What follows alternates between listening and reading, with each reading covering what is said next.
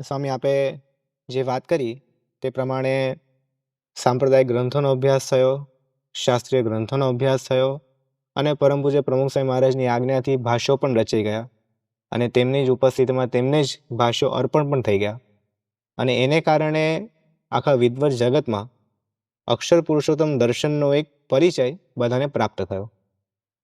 તો જે વિદ્વાનોને આ પરિચય પ્રાપ્ત થયો, આપ જ્યારે વિદ્વાનોને મળતા તો આપનો અનુભવ વિદ્વાનો સાથે કેવો રહેતો તેની આપ થોડી વાત કરો. આની પાછળ પણ એક ઇતિહાસ છે.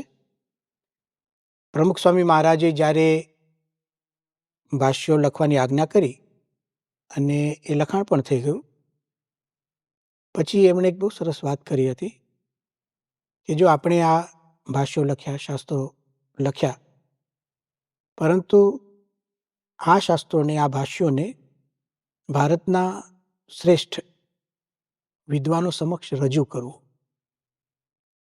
અને એમણે આ શાસ્ત્રોમાં જે લખ્યું છે અને સ્વામિનારાયણ ભગવાને જે સમજાવ્યું છે વચનામૃતમાં, એ સ્પષ્ટ રીતે એમની સામે પ્રસ્તુત કરવું અને એમનો અભિપ્રાય સમજવો. પ્રમુખ સ્વામી મહારાજને એમ કહેવું હતું કે આપણે લખી નાખ્યું એટલે બધું બરાબર છે એમ ન સમજવું, પણ આપણે એક દાર્શનિક વસ્તુ લખી છે તો એ દાર્શનિક ક્ષેત્રની વ્યક્તિઓ એને જુએ અને એનું મૂલ્યાંકન કરે. મૂલ્યાંકન બહુ અગત્યનું છે. એટલે સ્વામી કે બધા જુએ અને એ અંગે પોતાનો અભિપ્રાય જણાવે.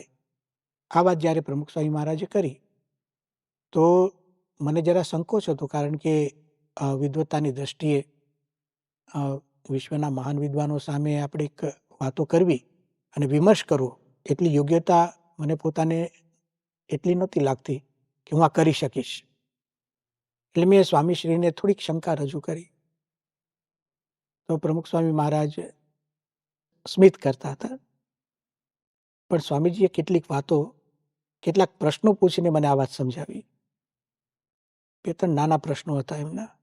સ્વામીએ પહેલો જ પ્રશ્ન મને વાત પૂછી કે તારે કોઈ ખોટી વાત કરવાની છે? મેં કીધું ના બાપા. તો શું કામ ડરો છો? સ્વામી બીજી વાત પૂછી કે તારે તારી પોતાની વાત કરવાની છે? ના બાપા. તો કે શું કામ ડરો છો?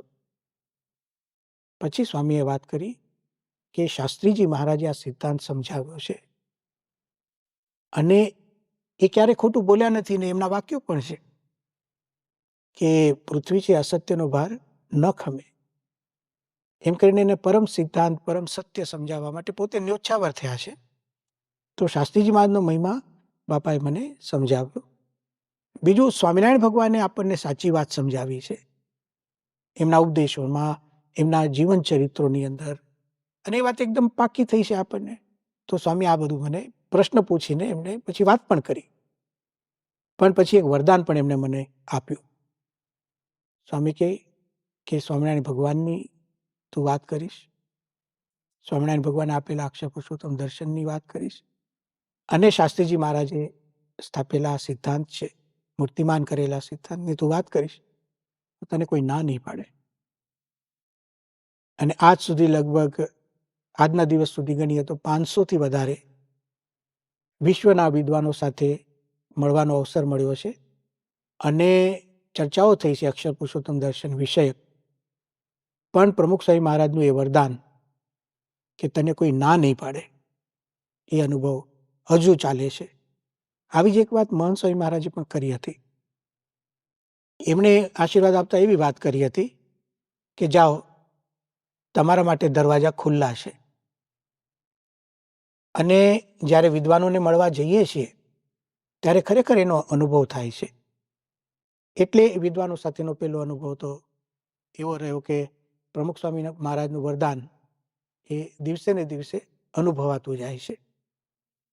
બીજી વાત છે કે વિદ્વાનો સાથે વિમર્શ કરતા જઈએ છીએ એમ હવે આ સિદ્ધાંતમાં દ્રઢતા વધતી જાય છે.